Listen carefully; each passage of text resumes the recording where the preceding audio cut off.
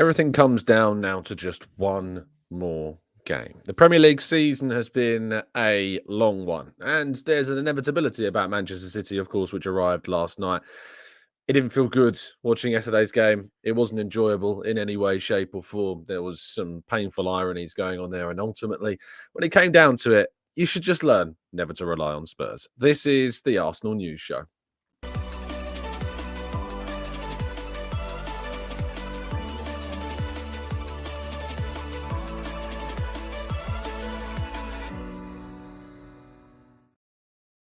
Hello and welcome to the Gooner Talk. Back again with you guys and girls for another episode of what is our Arsenal News Show. Joining you every single morning at 8 a.m. UK time. Hope you're doing good.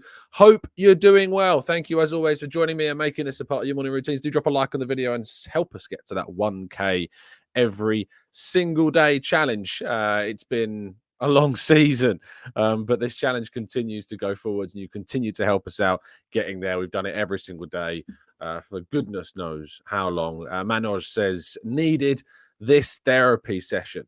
Pavel says, I'm depressed. Well, the negativity, the negative feelings in the chat is low. And, you know, I'm not surprised. You're absolutely entitled to feel that way, as always, if you are indeed in a very tricky place mentally. Take yourself away from things. Speak to people. Don't suffer in silence and get the help that, you know, let's all admit that we sometimes do need. So I recommend that you do that. After yesterday's game, you know, I'm very much in a place with football, and I'm very much in a place with football where I've learned to detach myself now. The 90 minutes are the 90 minutes. Following that, there are other things in life, you know, that I can enjoy, get on with, focus on: family, friends, hobbies, other interests. You know, Arsenal and football is such a huge part of it, but it's also important to detach and to compartmentalize as well. So I hope that you can do that too, if indeed you need to.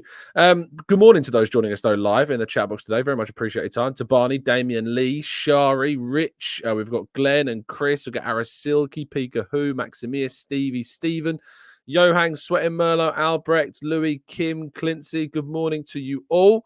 Thank you so much for tuning in. It is incredibly appreciated. We're going to jump through today's stories. We're going to go through some of your thoughts in part two. But if you could drop that like, it would be incredibly appreciated. And subscribe to the channel if you're new around here as well.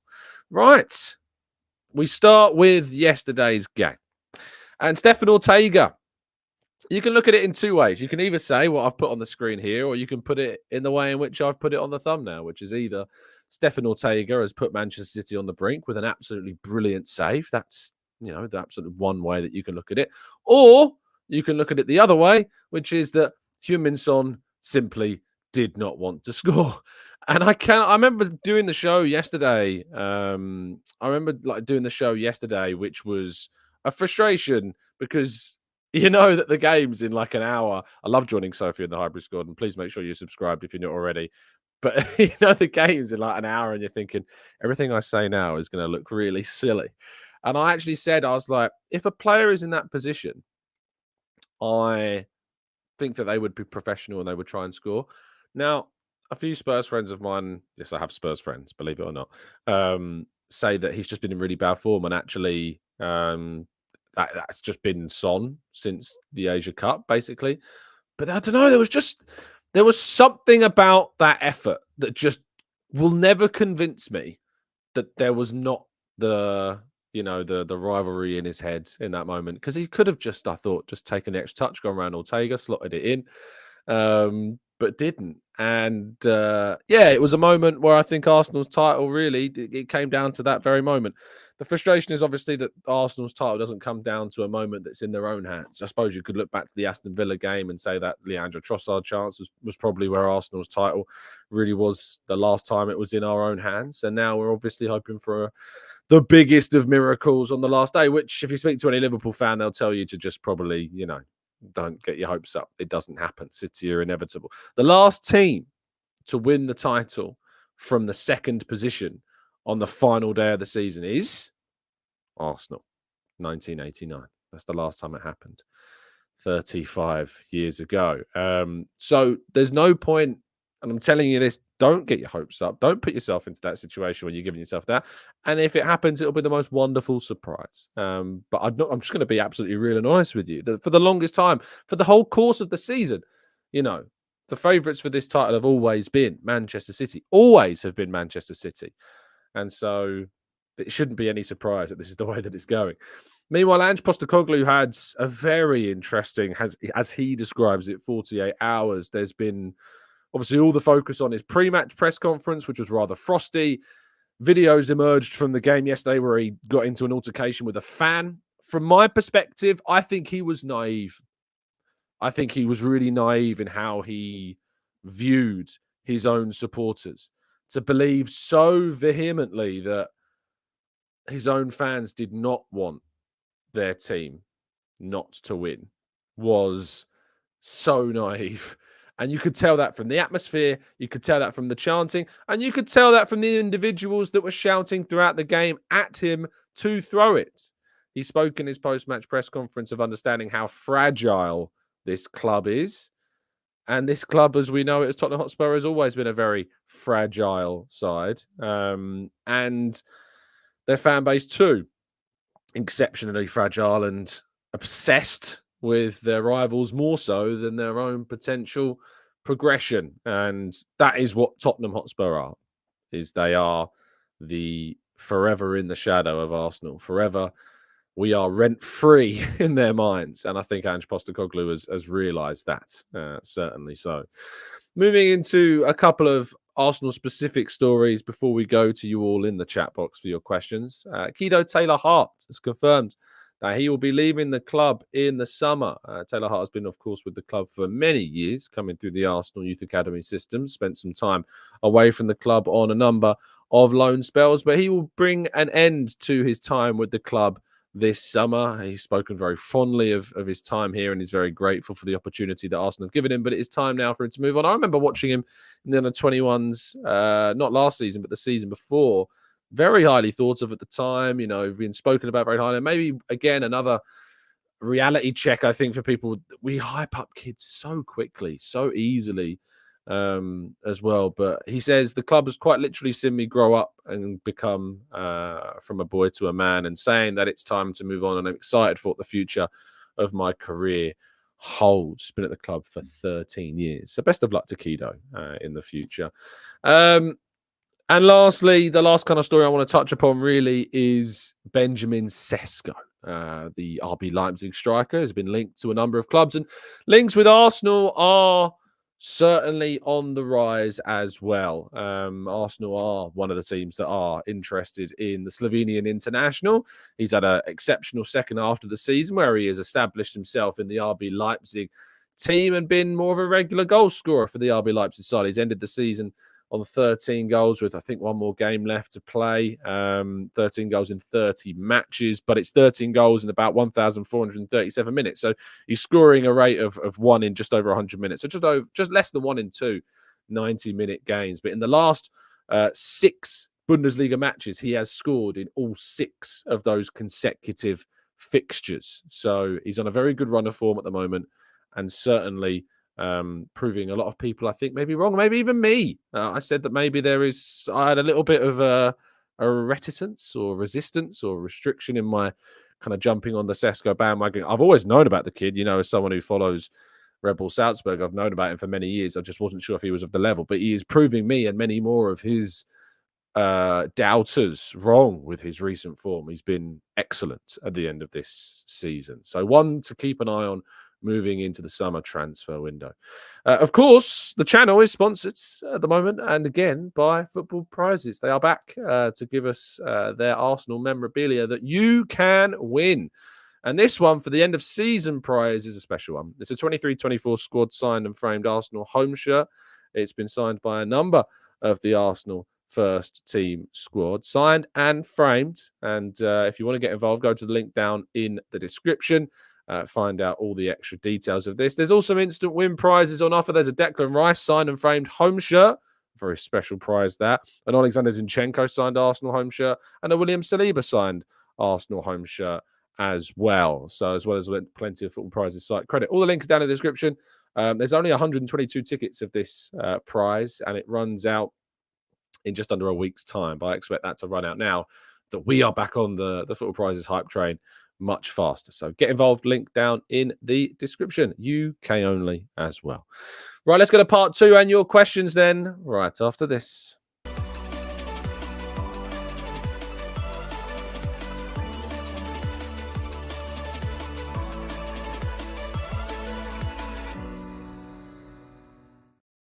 Okay, then part 2 and your questions. This is the extra part of the show in which we go into the live chat box and tackle as many of your thoughts and your queries as you can. Michael says, as an Australian who has followed him over the past few years, Ange Postecoglou has a winning mentality and has won many competition and cups over the years. Not surprised he acted that way. Spurs is not a good fit for him. I can't disagree. I've been impressed by him. I think there are definitely weaknesses in his philosophies, and the stubbornness I think that comes with him is a big part of that. But there's without question a lot of talent there as a coach and a likability, but that has diminished certainly over the course of this season. T2 says, whoever thought Spurs were going to put on a fight, why would they ever do that? Especially when it's, to be fair to Spurs, right? I thought they played all right at times. It was chaotic. It was suicidal in moments, but I really think that there were moments where they tried. I think there were players on that pitch that were certainly trying. There were players that weren't. By the way, Pierre-Emile Højbjerg was a disgrace last night. You know, it was very obvious. And Son as well. Both of them, I thought, had terrible games. Son and Højbjerg, two of the most longest-serving Spurs players. Perhaps no surprise then that they were the two that had the poorest performances. But without question, there were players like James Maddison who I thought really tried. Kulusevski came on and really tried. I thought Sarr had a good game. Vicario, Dragusin, you know, they tried. They did. I think they wanted a result. Dragusin in particular, I think, really did want to play well and try and get a good performance in. But players like Højbjerg and Son absolutely were not interested. Surprised that Son didn't even come off, to be fair, because he just didn't seem in it whatsoever. Clive says, Sesko is my choice. If Kai is our number 9, we need another that offers a similar direction. And I think that Sesko and the similarities with, of course, Kai, the physicality-wise, the height, the aerial threat that Sesko can bring, as well as, you know, understated pace that he also has. I think all of those things would certainly be of help to Arsenal. Is he my number 1 pick? I mean, in terms of strikers, my number 1 pick is Isak, but I just don't think he's realistic. So I see why maybe Clive is moving in the Sesko direction, because I don't think Isak is necessarily realistic. But I think there are other positions like the wide player and the midfielder that I think are greater priorities for me at the moment. Joel says, Tom, did you hear the collective sigh after that first goal went in and then Son missed his chance? We have been living in people's brains rent-free this season.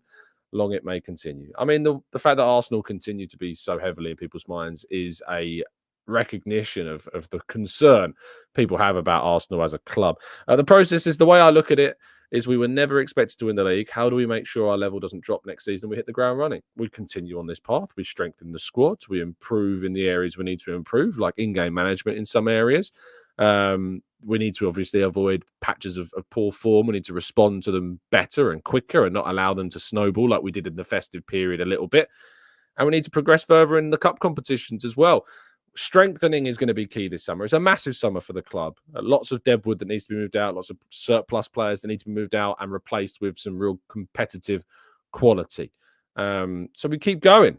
We keep going forwards. And if it regresses, then we can have the conversations when that happens. But for now, you know, Arsenal are moving in a very positive and exciting direction.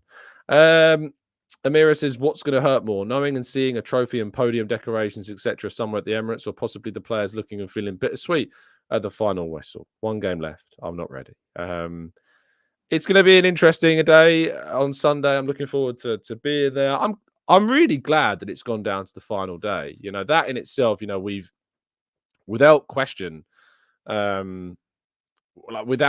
we have legitimized a title race. We are in this. We are considered now established title challengers after 2 successive seasons of pushing City. And obviously this season we pushed them better. I said always at the end of last season, when people said, Tom, what is progress? How do we show progress next season? What for you is an improvement? And I said, we need to push them more. We need to challenge them better than we did the last season. I'm not ever going to say I expect us to win the league. That is never going to be the minimum requirement for me, because that's ludicrous when you look at what we're up against.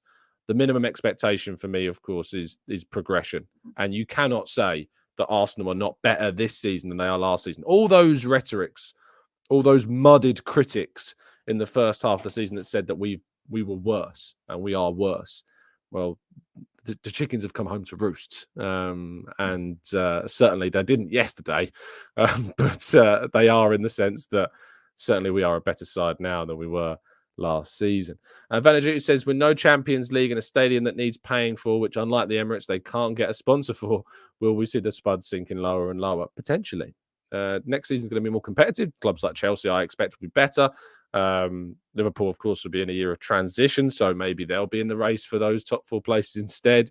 You never know what's going to happen with Man United. You never know if Newcastle and Brighton and Wolves are going to improve and try and push West Ham, of course, under a new coach as well. It's going to be a very competitive season next year, and I'm looking forward to it. JBM says, did you see Carragher comparing yesterday to DT, saying he would rather we didn't win the Europa as long as the Spuds didn't win the Champions League? I mean, I wouldn't necessarily use an individual as a staple for everybody's viewpoints, but when you're an individual in the spotlight a lot more, I guess that's going to give Carragher a reason to pick out those individuals in particular. Winning Ways says we should be getting rid of Jorginho and Partey and get Fofana, De Jong and Thuram. I mean, Jorginho and Partey, Jorginho's staying, rightfully should be staying. Jorginho is a very, very good player. Let's not forget this guy put on a man-of-match performance when we beat Liverpool 3-1 at home. People are very fickle and forget that very quickly. Partey is a different question. Of course, he's got a year left on his deal. His injuries are consistent and annoyingly persistent. Fofana would be an excellent addition. De Jong and Thuram, less so. I'm less so sure about him. He's got talent, but is he the right player to come in and hit the ground running? I'm not so sure. But certainly Fofana and De Jong are 2 players that I like and appreciate. Dwight says, hear me out. The Premier League gets another bit of classic commentary to the end. Antonio, imagine if it was that. I hope it was more Arsenal, but we need West Ham to do us a huge favour. NSW says, I personally see it as growth. We need Declan Rice, by the way, to be texting his ex-mates like mad, ex-teammates like crazy. I personally see it as growth. You don't get on a train, expect to go nowhere. This club has progressed, breaking records along the way. Anyone who says otherwise is just being tribalistic and silly. Anyone that says otherwise is just lying to themselves.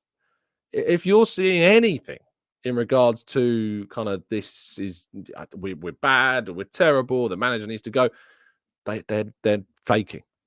They're lying. They're lying to you. They don't genuinely feel that way. You don't be fooled by it. They don't believe what they're saying. They're just lying to you. It's easy to get attention. It's easy to get a few clicks. It's easy to get and chase the clouts, I think the kids say these days. They don't believe those words. So don't fall for it. It's a waste of your time. Jason says literally every team right now, down to the national leagues, must have better mentality as a club than Spurs. Cal says, Tom, why are we this hated? Our team deserves a respect, but sad respect can only be found when we have silverware. Unfortunately, Cal, there is a lot to do with the sections of the Arsenal fan base generate a lot of negative press, a lot of negative attention. There are a fair few individuals in this fan base, unfortunately, that garner quite a lot of scrutiny, quite rightly, because their behaviour is frankly disgusting at times. And yeah, it's just tribalism. It's football. It's part and parcel of what it is. Arsenal have always been a pretty hated side, even back in the days before social media.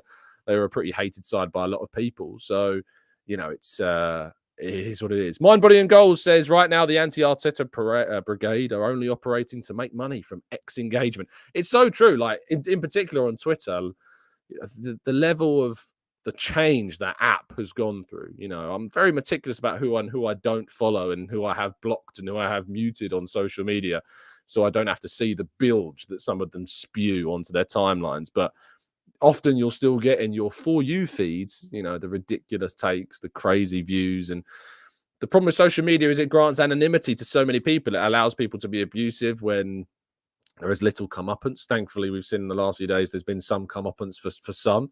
But in regards to most, unfortunately, it doesn't happen. That's why we have a very trigger-happy block button here, which we exercise the use of relatively regularly. Mark says, the facts disprove the claim that we did not improve this season just because we did not finish first against the better team in the Premier League. Absolutely, Mark. I mean, we've won more games. We've scored more goals. We've conceded fewer. And we've gone unbeaten against the Big Six, beaten Manchester City, beaten Liverpool, drawn at their places. You know, there is no argument that Arsenal haven't progressed.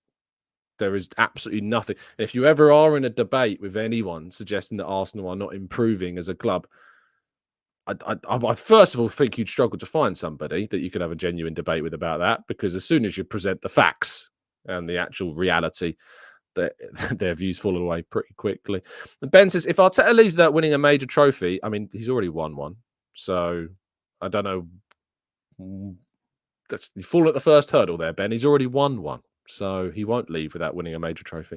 Ikenna says, Romero was hugging Alvarez after half-time, then a weak tackle to let Foden through. Bentancur weakly chases back Foden for the goal. Misses can happen in any match. What I can judge is the effort in key moments. I saw things in that game yesterday which showed me that some of the players on that pitch did not want to win that game.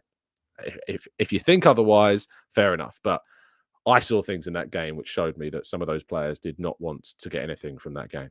Kyle says, Tom, this is the reason why we should start taking cup competitions very seriously. There is a reason why Klopp won the UCL before the league. Winning the league against this City team is hard. I don't believe that we don't take them seriously. I don't think there's any argument to suggest that we don't take the cup competition seriously.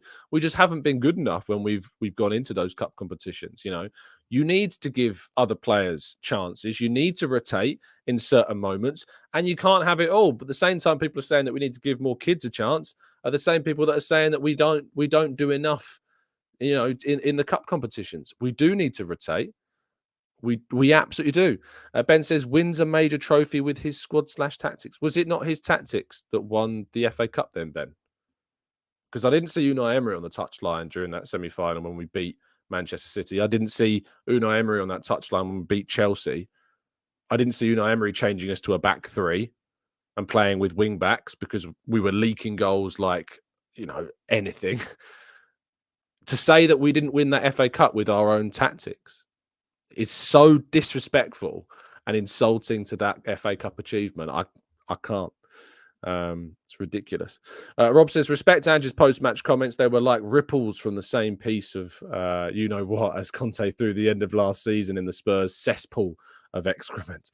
Albrecht says, any news on our replacement for Ramsdale and Okonkwo? Is Schulter from Columbus Crew in the running, or are we seeking a homegrown player? Not really so much on the goalkeeping front yet. So we're still kind of where we did hear about that Schulter. There's been suggestions of Szczesny, of Ramaj, and who's the other one? English goalkeeper Steele is the other one as well. So, but nothing in regards to the way in which we're moving forwards to any of a specific target yet. Amira says, cup games also require luck, and sometimes we haven't been lucky, constantly getting those big 16. And not only that, but we didn't have the luck against Liverpool this season. You know, I think we deserved to win that game at home to Liverpool in the FA Cup, and sadly, we couldn't. Steve says, Arteta will be taking the West Ham training this week. Namdo says, does anyone care to imagine Arteta's team talk before the North London derby at the Emirates next season and how the players will react? Rules, codes, consequences, and repercussions. I love that point, Namdo. I think that's excellent. You know, if I was Arteta going to the North London derby, do you need any more motivation to absolutely batter those fools? I don't think you do. You know, these are the people that didn't try. You know, they're the bottlers. They are. Shay One Up says, absolutely. Tottenham are the bottlers. Tottenham are the bottle jobs. You're absolutely right. Mark says, I disagree that Spuds wanted to lose. If they had City, would have put 4 more goals. To be honest, City didn't play particularly well, Mark.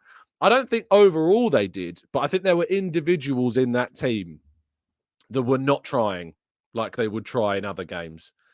So I disagree on a couple of points, but ultimately I agree with you that that some of them were absolutely trying.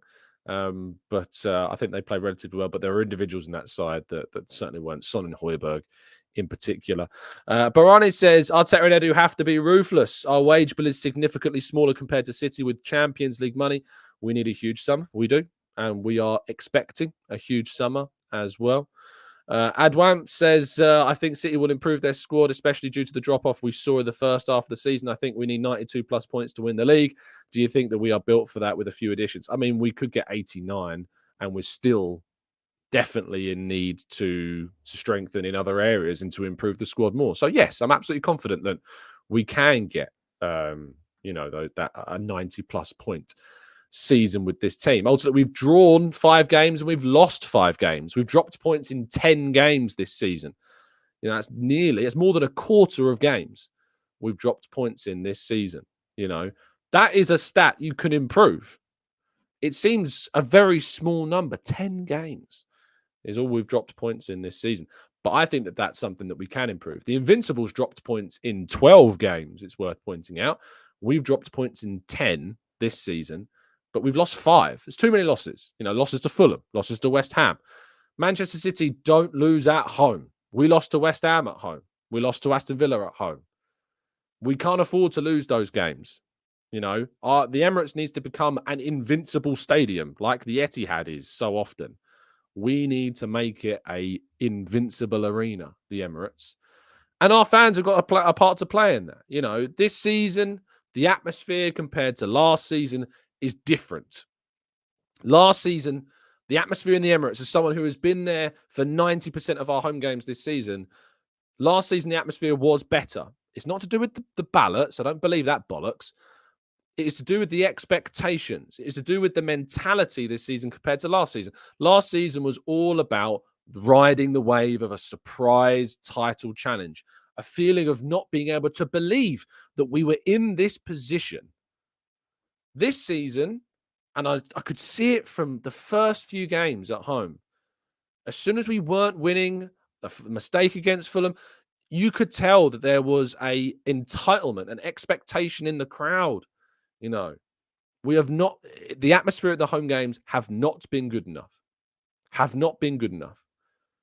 Does the Ashburton Army help? Did they help last season? Without question.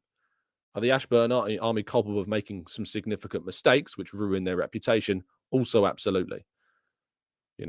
Setting off fireworks when a team's not even in a hotel being one of them. But when it comes to the atmosphere this season, it's not been as good.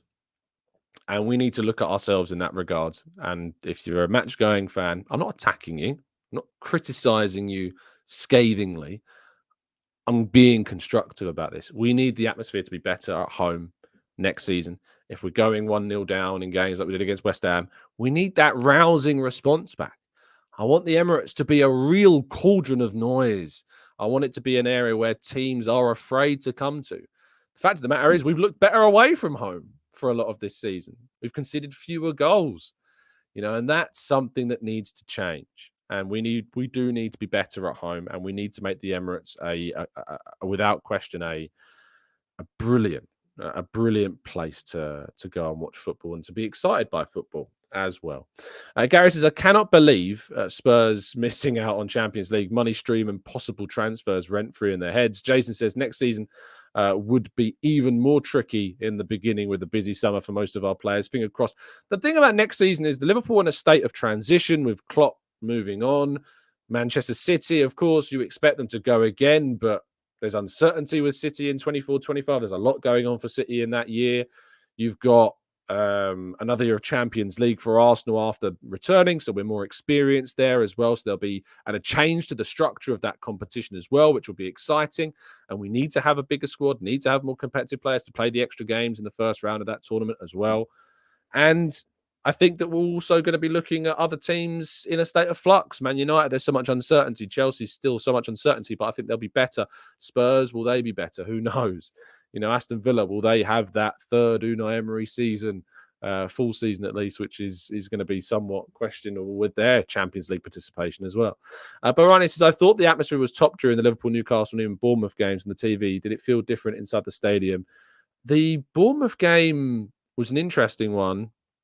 There were times where it kind of ebbed and flowed, but, there was the first half was great against Bournemouth, the atmosphere, to be fair. Second half, less so. Liverpool, Newcastle, those games always tend to be really good, but we can do so much more. We can do so much more. Bedentainment says, agree, Tom, support the team from the stands no matter what. Loga says, is there too much pressure in the home games? I don't know if it's pressure, but we need to rise as much to the challenge as our players do. We need to do it as much as they are.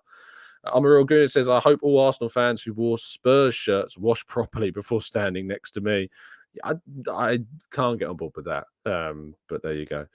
Tom says, you're spot on, Tom. I'm a season ticket holder and I still feel less comfortable at home games due to the mistakes earlier on in the season. Not sure the goalkeeping thing earlier in the season necessarily helped. Maybe not, but ultimately, it was the festive period and we'd already established our keeper by that point.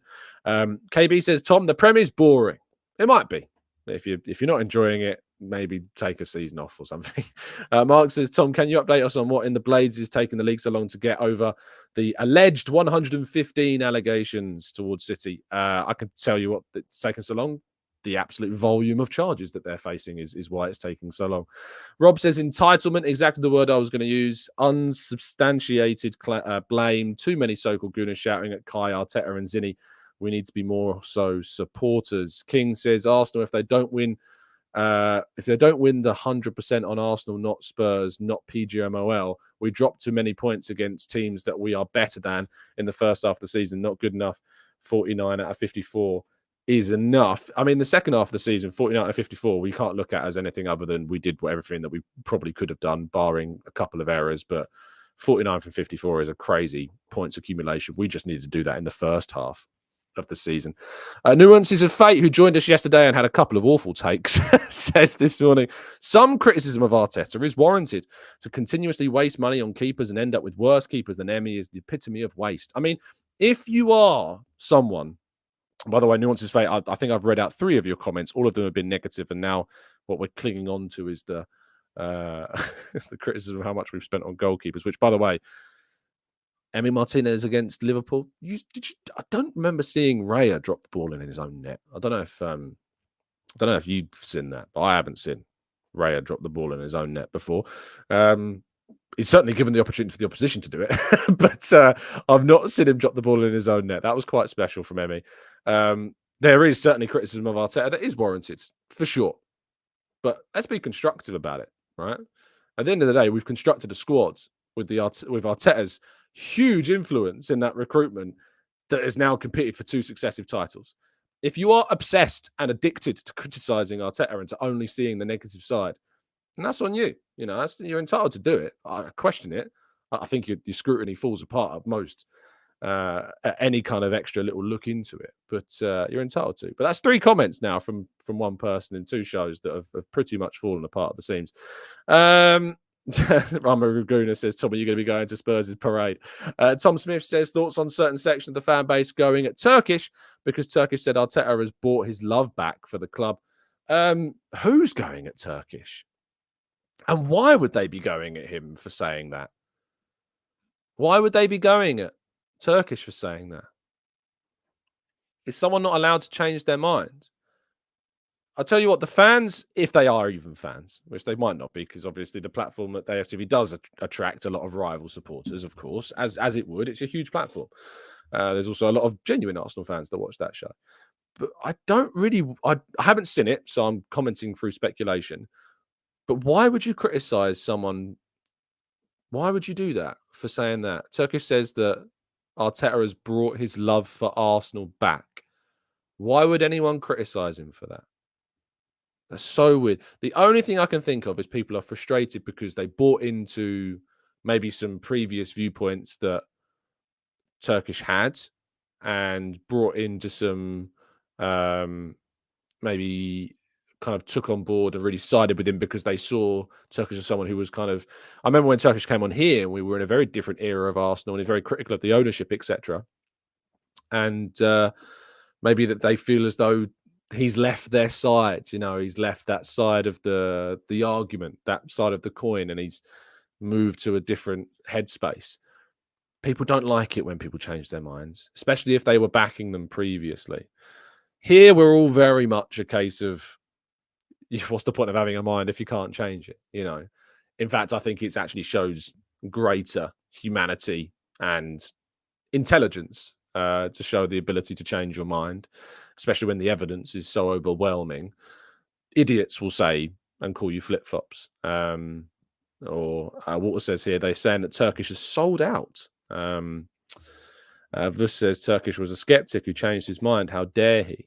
And Alpha Wolf Dan says, Tom, these fans going at Turkish are fickle. He has been consistent with his opinion, and he apologised for not believing, but said he has fallen back in love with Arsenal because of Arteta.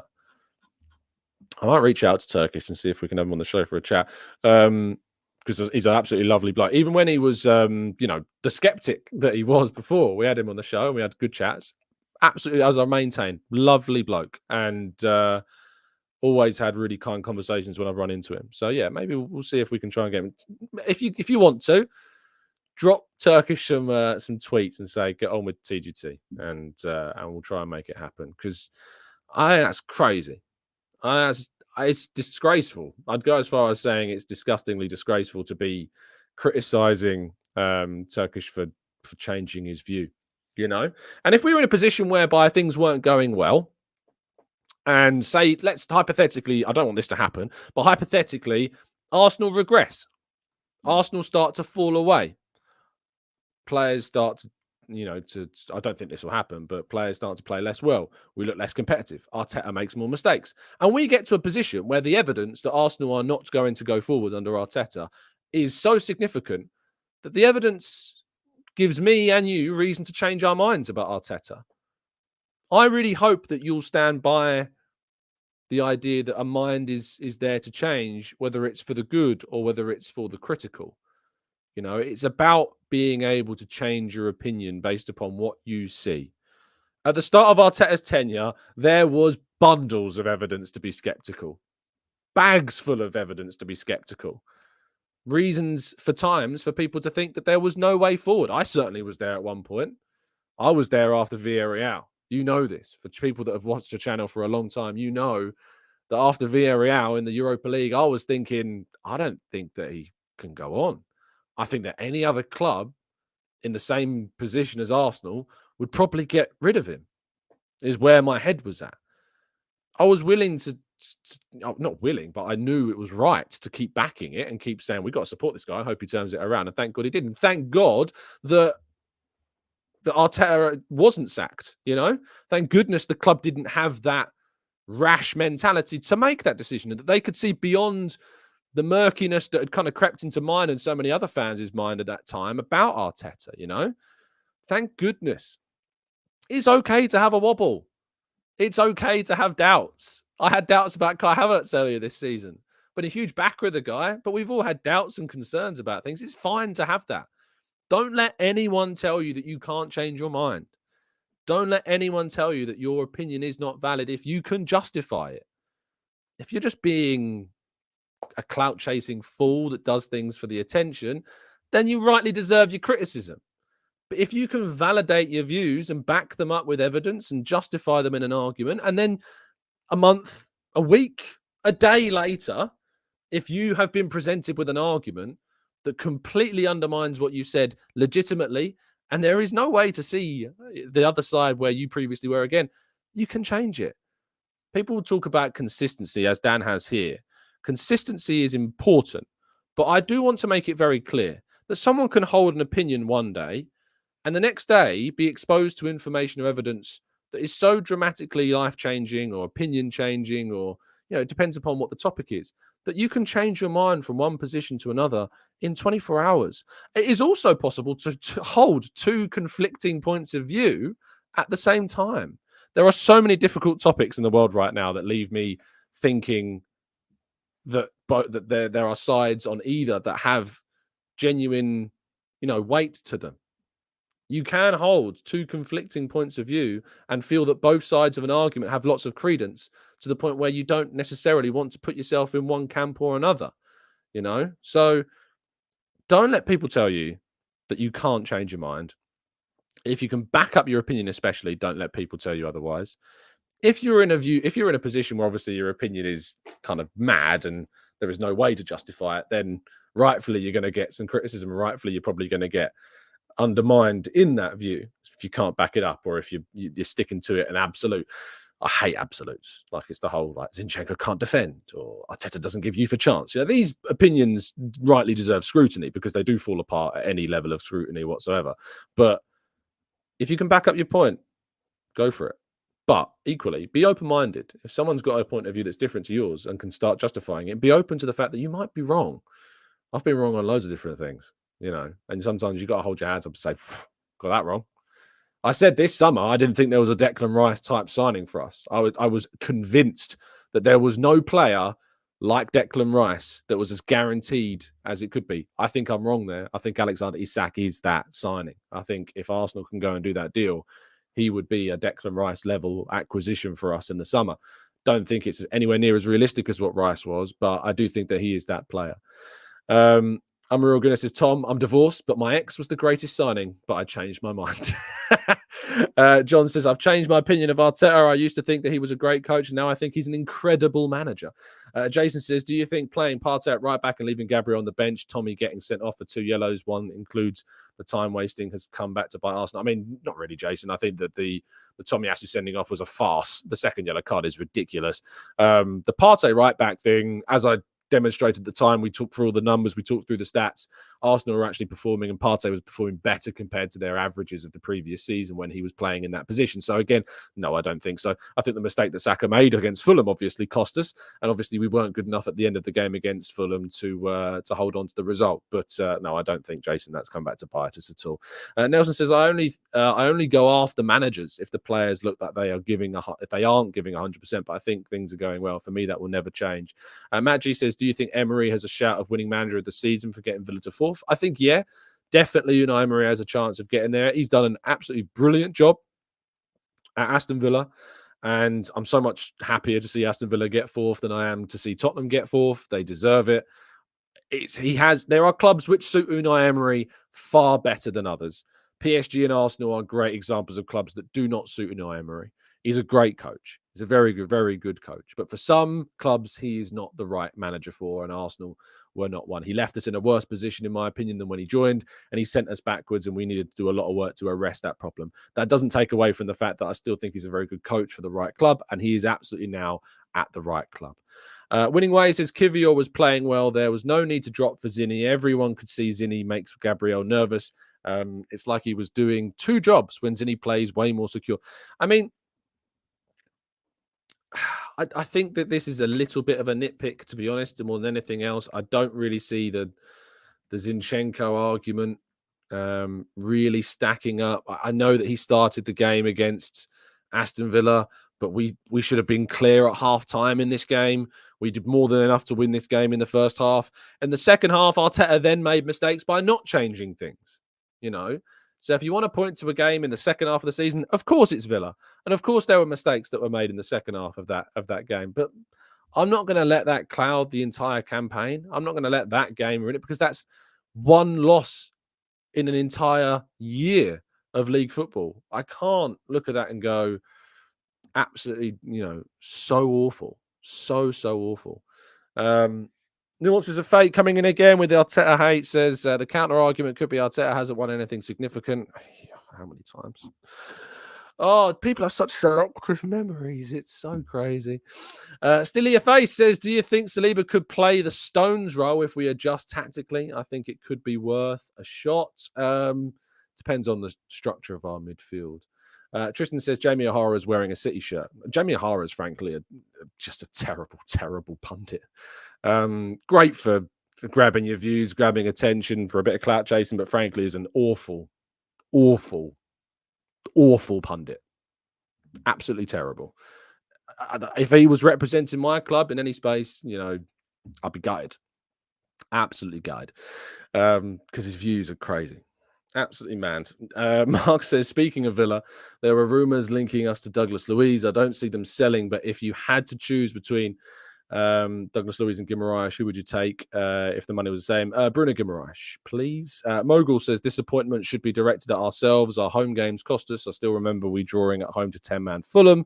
That game, the second half in particular will always stick in my mind. Barani says, in the Villa game, I could visibly see the level of physicality and intensity drop.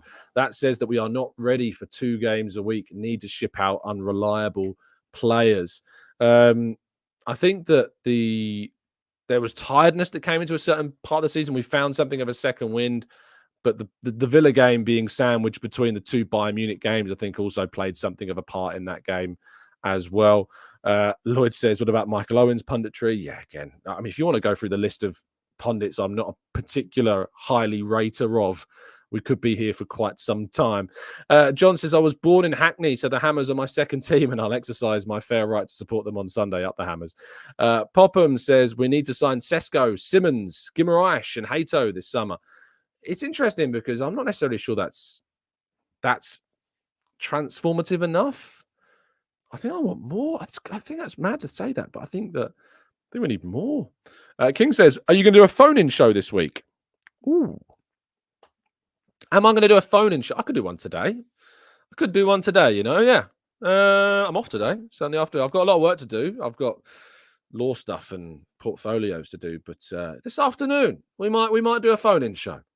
So thanks, King, for that idea. Yeah, we often do them after kind of controversial moments, as we had yesterday. So, yeah, I think we might do a phone-in show.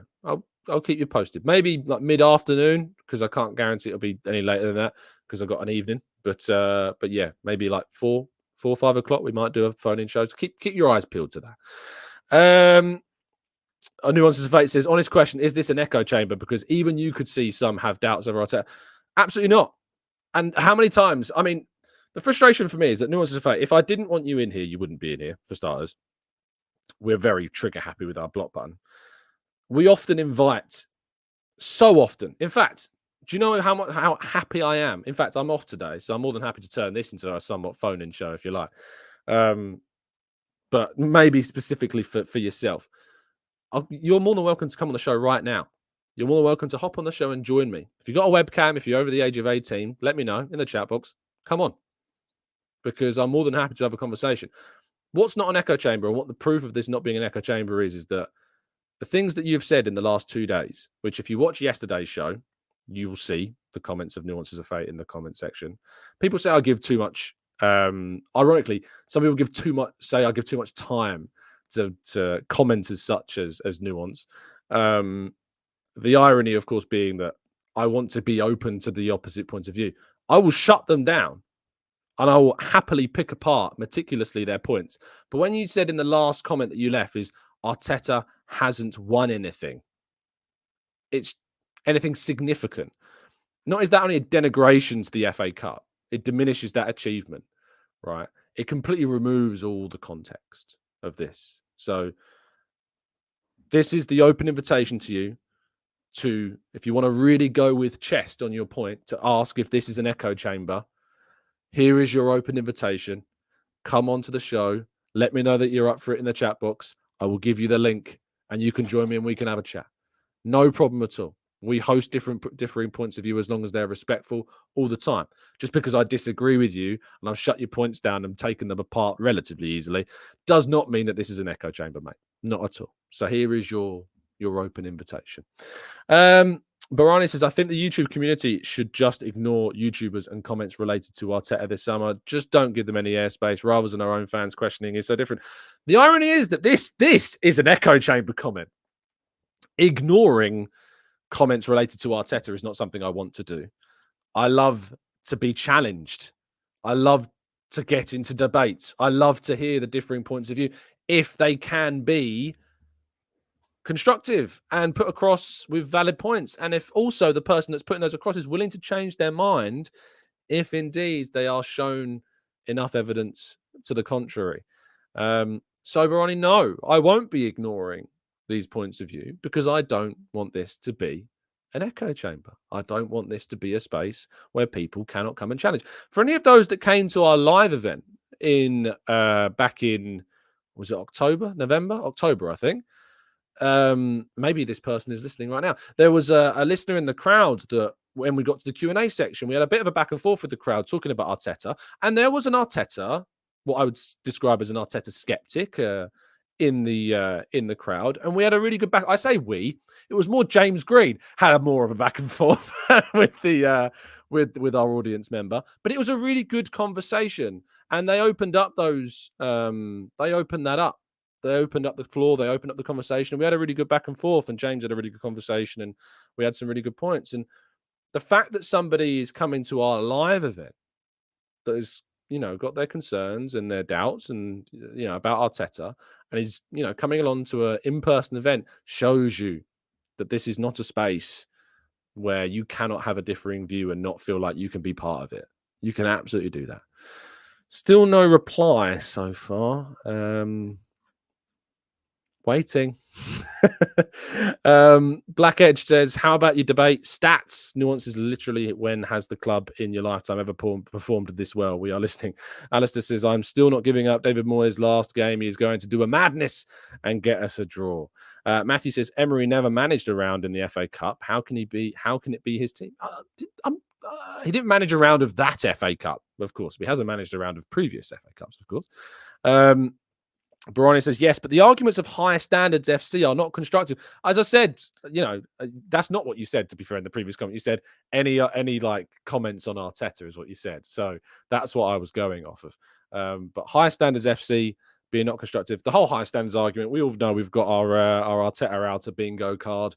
We all know that the classic lines, the Rager standards. What else is there? PR channel. Arsenal's lawyer. These are all good ones, but we all know the buzzwords. Still no reply in the chat. It's not looking good, people. It's not looking good. Vig says, this is arguably the most important transfer window in Arteta's managerial career, primarily because, as of right now, our squad cannot compete in multiple competitions. We need to sell the dead weight and sign better players. I absolutely agree with you. Cool Caleb says, would you advocate for a Moyes statue at the Emirates if he gets a result for us on Sunday? No. T-Evolution says, Tom, I do think this season is a lesson to the team that we cannot afford to be too sloppy in the first half of the campaign and expect to get away with it. I don't think we ever expected to get away with it, nor do I think that we were sloppy on purpose. But I agree with the sentiment and the idea that the first half of the season, we need to start better. The irony is, of course, that we talked about how we peaked too early at the start of the previous season and then faded away. We have got to sustain a title challenge across the entirety of a campaign. That's what we need to do. We need to sustain it more effectively.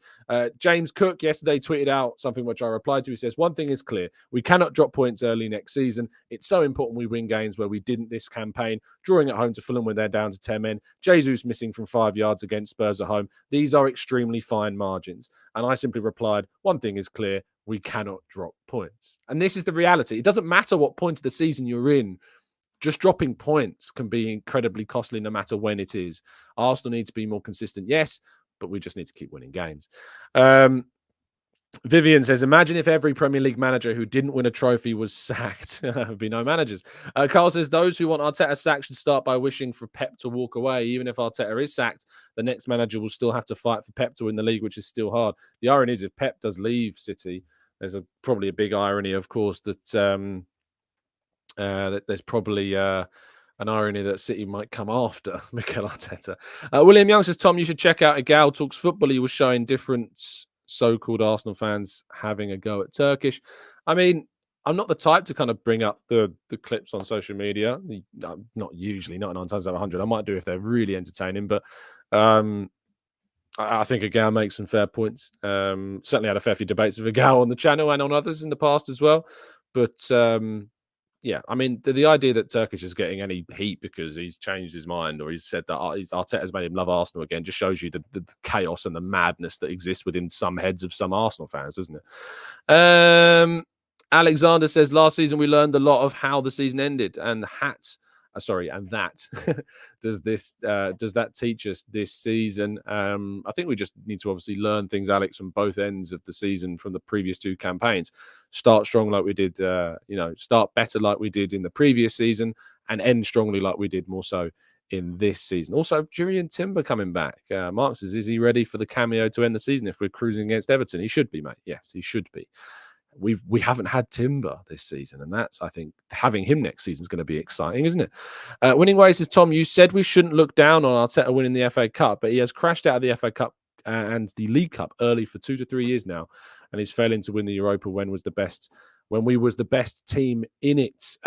We shouldn't look down on Arteta winning the FA Cup. No, Did we go out of the Europa League too easily? Yes, absolutely. Did we go out of the Champions League too easily this season? No, we were beaten by a very good Bayern Munich side. People say it's the worst Bayern Munich side for years, and there might be some credence to that, but the worst Bayern Munich side for years is still a very, very good team that pushed Real Madrid exceptionally close to falling out of the competition themselves.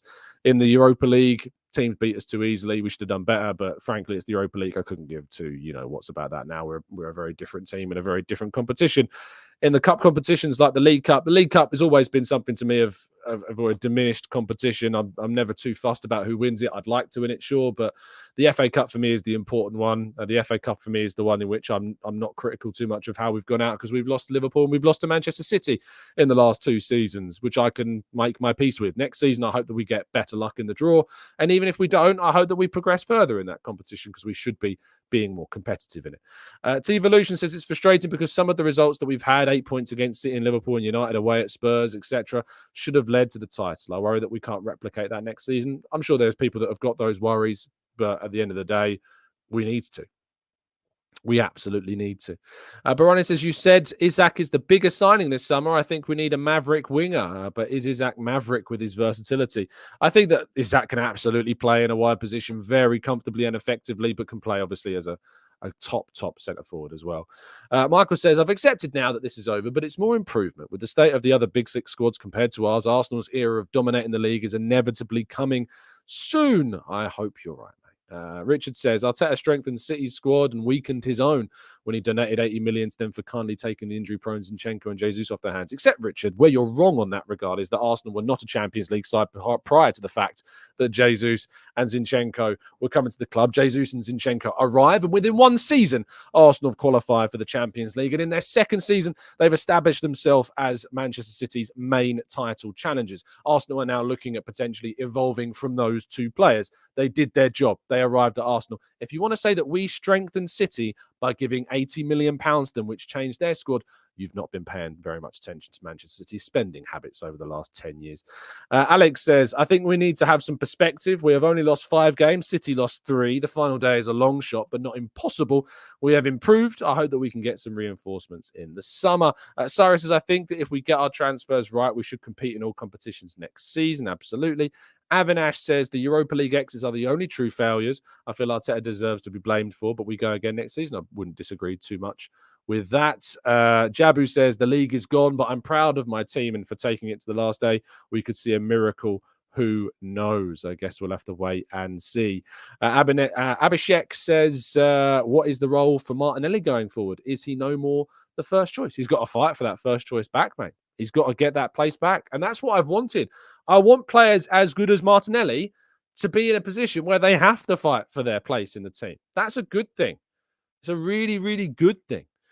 Johnson says fans calling for Arteta's head aren't objective enough, and I could care less, but I'd hold criticism going into next season based on how ruthless we're going for all the competitions, little/made to keep the boy hungry. Trevor says, in football, there is ups and there's downs in a season, and I've had enjoyment of the campaign. We've been on the road for a future of success. Dara says, Tom, do you think them signings 100% had an impact, or do you think it was a coincidence? Do I think that Jesus and Zinchenko's arrivals had a genuine impact? Of course.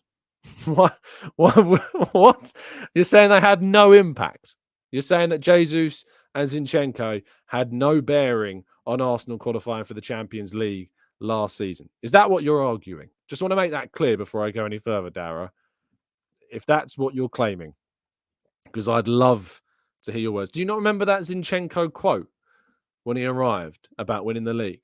Do you remember that when he said he arrived at the club and no one was talking about winning the title, and yet he kind of put them straight on that? And you're telling me a player of that mentality, a player that thinks that way, a player that's looking that way in the dressing room and is talking to his teammates in that way, has had no impact either? Gabriel Jesus scored 11 goals in 26 Premier League appearances, missed 12 league games last year. You know, this guy is someone that scored goals in the North London derby when we won 3-1. This is somebody, of course, that scored at Anfield for us last season in a really important game. Zinchenko's had some really good performances, and he's obviously, I think, fallen away somewhat, and I think we've had better opportunities and he's made mistakes this season. But to suggest that, and Dara's pointed out saying no, not at all. I agree that they did. I'm just interested to see what your point of view was. So fair enough, and that's why I wanted you to clarify. But any argument that Zinchenko and Jesus are purely coincidentally part of this team's rise is a wild accusation and take to have, if indeed anybody has it. Black Edge Qatar says former manager, former captain Arteta for Moyes, Rice for West Ham, former student, former players. That's an even better script than Tottenham winning it for us. Trader Mike says, I feel sorry for those living in the hates for the whole season. So many awesome and enjoyable moments missed in a sea of nonsense. T-Evolution says, I'm sure you've already answered this, Tom, but what signings do you think can get us over the line next season? I'd sign Isak and Guimaraes from Newcastle. I'd bring in Yoel Hato from Ajax. I think he's a fantastic player. And I'll bring in Xavi Simons. Yusuf Fafana is another midfielder, as you all know, that I very much like too. So there are players there that I'd very much like to see Arsenal go for. Culture Mark says, Tom, great show as always. I think you should create an FFF, false fan folder, to put all these so-called fans that I hear to criticise without cause. Just a thought. Keep up the good work. Why would I want to give them that much credit, Mark? It's better to laugh at them without even naming them. That's the best way forward. Ignoring them and not giving them any kind of clout is the best thing that you can do, Mark. So we don't need a folder for them. We just know how funny they are. We know how much that they enjoy lying and telling views that they don't actually believe themselves. It must suck. It must really suck to have to pretend what your thoughts on football are. If that's like all encompassing in your life, it must absolutely suck to be able to say what you actually think. And the irony is that you used to think back in the day was obviously Arteta critics, of course, would be like, say it how it is, stick your chest out. And the irony now is that that's not what they do. Vig says, unfortunately, the winger market is severely lacking as of right now in terms of I'm assuming that's maybe world-class quality. We are definitely needing some sort of rotation for Saka in order to compete on multiple fronts. Jesus on the wing is too slow. For me, that's why I'd like to see Xavi Simons come in. Avinash says, people often overlook the amount of investment a team like City has and put in over the past decade. For me, Arsenal is the only one good transfer window away from reaching the levels of a top European team. Indeed, we've been on a way of progressing. Nuances of Fate has returned. For the record, me asking whether Arteta is good enough is not a personal attack on Tom. I hope you in the chat can separate the two. Hey, look, I never took it as a personal attack. What I did take as certainly something personal is accusations that the chat box and that this channel is an echo chamber, to which we then offered you the opportunity to hop on the show to prove that that was certainly not the case. Sadly, you've not taken the opportunity, so you can only look to yourself as very much falling flat down in the mud in terms of why that opinion has fallen away pretty darn quickly. Mohamed Basha says, how come no one is talking about the need for an Ødegaard understudy? He's the only player we don't have a proper second choice. I mean, not the only player. I think Saka is as well. But you're right, Basha. We didn't have Ødegaard for the away trip to Newcastle, and we lost that game. So there is, without question, a need to bring in someone better than Fabio Vieira, unless next season is a brilliant season for Fabio Vieira, which I'm open to seeing, but it's certainly going to be very difficult to see. I think, because I've just checked the time, we're going over an hour now, and I have a feeling that our good friend Nuance is not going to be jumping on the show with us today. But I will be hoping to do a phone-in show, thanks to King's very good suggestion, perhaps a little bit later on today. 4 or 5 o'clock UK time. Look out for that. And we potentially will be doing a phone-in show. So look out for it, and we'll be chatting all things Arsenal, and we're hearing your criticism if you've got them, because this is not an echo chamber. Thank you for listening. Do drop a like on the video and subscribe to the channel. If you're new around here, with those notifications turned on so you never miss a show. I'll be back, of course, if not later today, tomorrow morning at 8 a.m. to break down all the build-up on Thursday to the build-up to the weekend and the final day of the Premier League season. It could be special. I'm not expecting it to be, but there's always a reason to live in hope, isn't there? Have a great Wednesday. Enjoy yourselves. Stay safe, stay well, stay happy and respectful. And of course, if you are struggling for whatever reason, please do seek help. Please do seek someone to talk to. Football is certainly not worth, ruining your life over. And I know that after yesterday's result, there would be a lot of people very down as well. So please look after yourselves, but please do seek the assistance if you need it. There are plenty of people out there that can provide it. I will see you later. Have a great day. And as always, up the Arsenal.